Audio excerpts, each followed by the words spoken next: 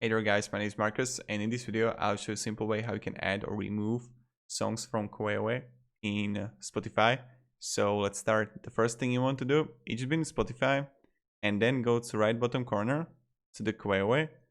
And now what you want to do is just simply right click on it and you can add it to it again.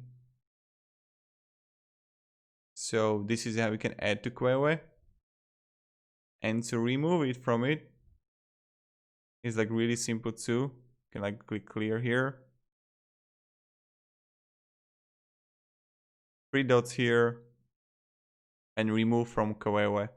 So this is pretty much it how I do it. Thank you very much everybody for watching. If you have any questions guys, ask me down in the comments.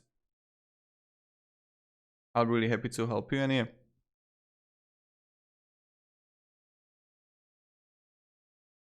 Have a great day and goodbye.